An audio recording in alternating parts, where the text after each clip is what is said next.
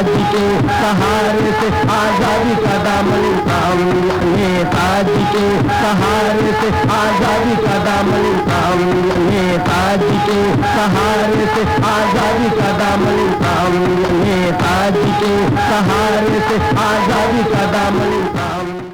Indira Gandhi Center for Freedom Struggle Studies of IGNOU on 21st January 2016 organized a one-day seminar on Netaji Subhash Chandra Bose, a reconstruction of post-1945 events in freedom struggle. Honorable Vice Chancellor of IGNOU, Prof. Sangameshwav Rao, inaugurated the seminar.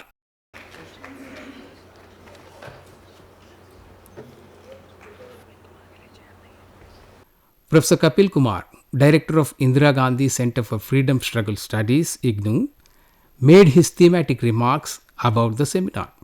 Honorable Vice Chancellor Professor Sangameshwav Rao, Major General Dr. Bakshi, Anuj, my friend, Professor Gopal and Professor Ravindra Kumar.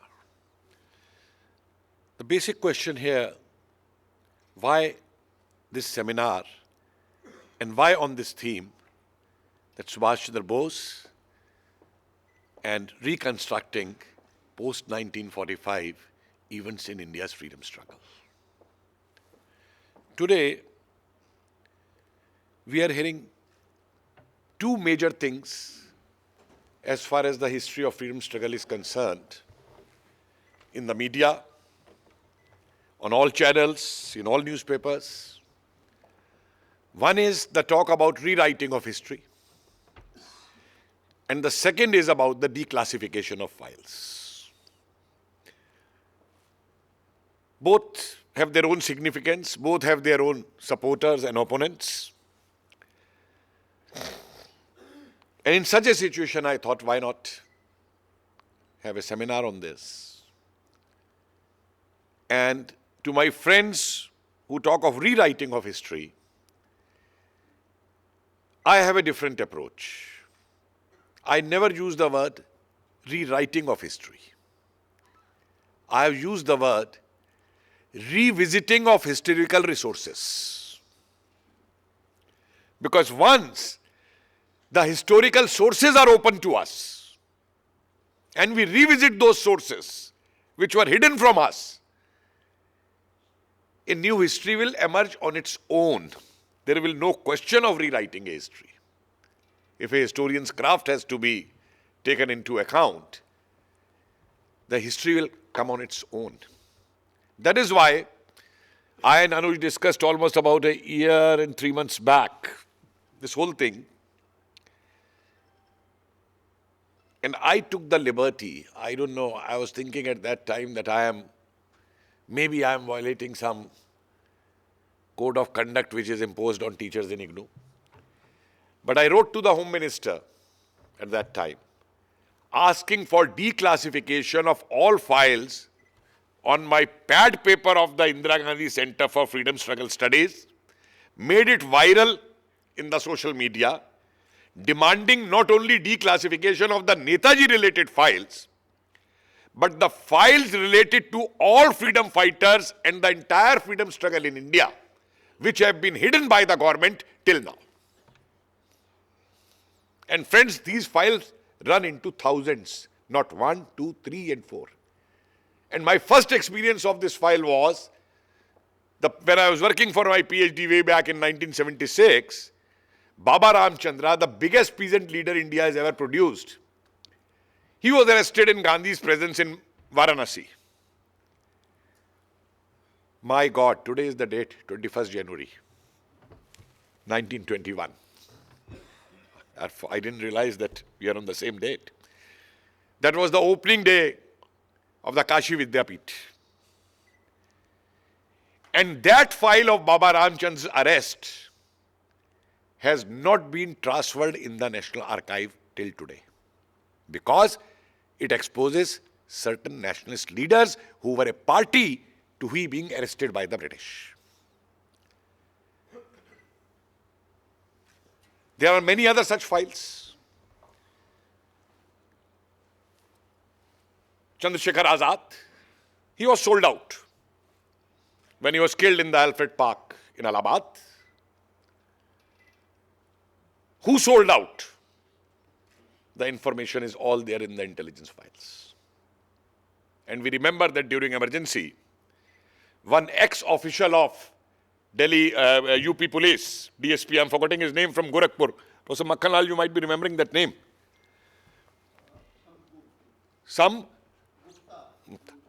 Who retired as a DSP of CID records room of Lucknow, Gokhale Road. He wrote a big article saying that so and so was the person, he named that person, who had sold out Chandrasekhar Azad to the British. Dharmendra Gaur, DSP. This was emergency, so much pressure was put on him, and the Chief Minister of UP got the files burnt at his residence. And an official statement was made that the UP government has no such files. Today, some files have been transferred from Bengal archives. I wish that each state police department, each state CID department, if we want to have a true history of the national movement of India, those files need to be transferred to scholars. What is one afraid of? I saw a file in National Archives just before the Lahore Congress of December 1929. And I was surprised to see this CID inspector writing about Netaji. I'm forgetting the exact words, but the gist is like this. He is the man to be watched. He can go for armed assistance from foreign countries to liberate India. And that CID inspector is writing in 1929, which is in a fortnightly confidential CID report in the National Archives. This is what it meant. So once the sources are thrown open, a new history, a new interpretation would come on its own. But you can't say, the way the ruling sections in this country have been saying,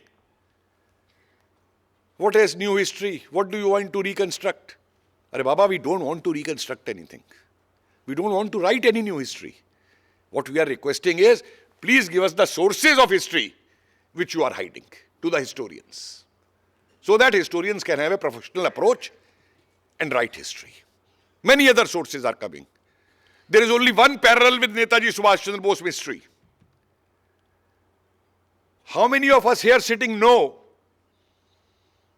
what happened to Nana Sahab in 1858?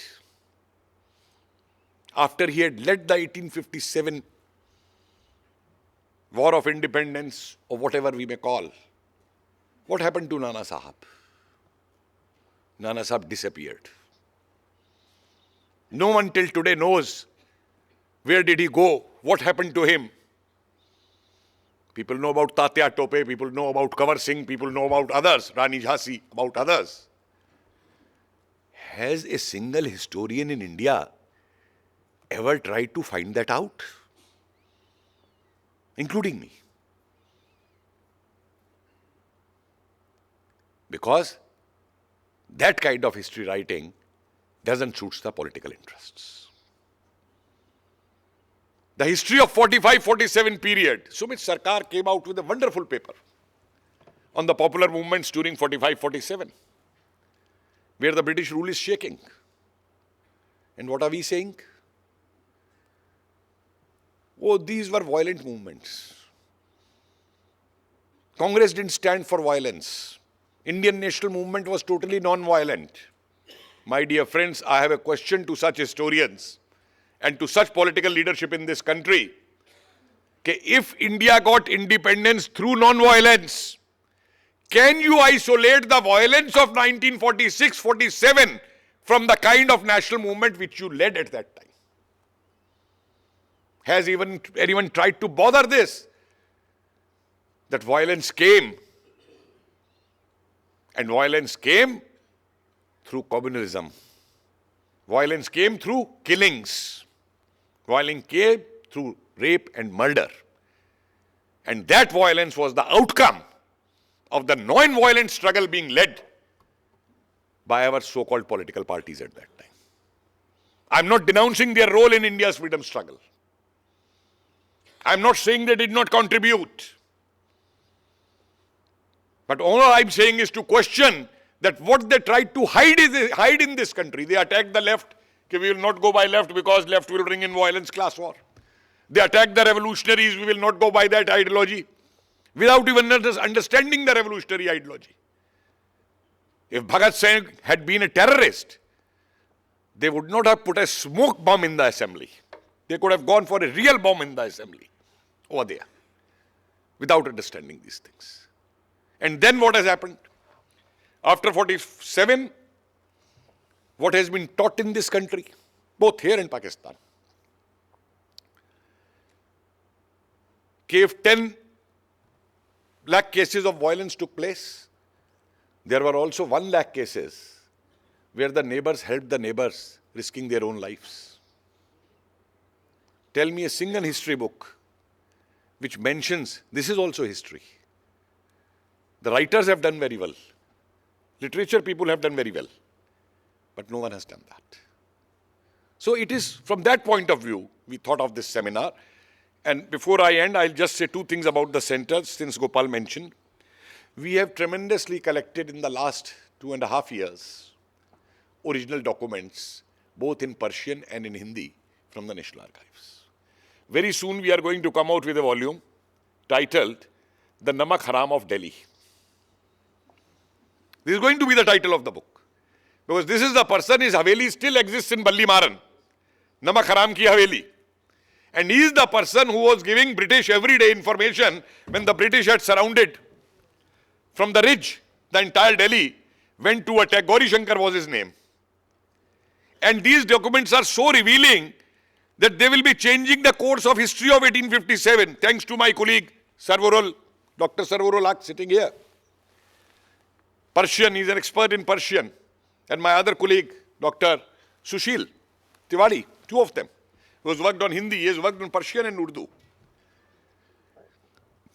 I'll give one extent from that document. This Gauri Shankar writes to the British that you attack on the day of Eid, Bakr Eid, because Qurbani will be there and then there will be rioting between Hindus and Muslims.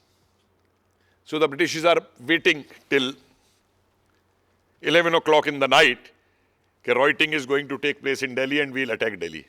And no rioting takes place. And after 2 days he writes, the Badshah has issued a farman that no one will give Qurbani on this day. And he had instructed the Daroga of Delhi, that if anyone gives Qurbani, he should be arrested. That shows the unity of the Indian people vis-a-vis the British. And the irony is that our historians, the entire British policy on India was based on their experience of 1857. And our historians never encouraged research on 1857. Does any of our history book mention that 50,000 of the soldiers who participated in 1857 were deported as indentured laborers to Caribbean, to Fiji, to other Southeast Asian countries? Not a word of them. Does any history book mention that how many non-resident Indians or people of Indian origin in Southeast Asia joined the Azad in Fauj and gave their lives?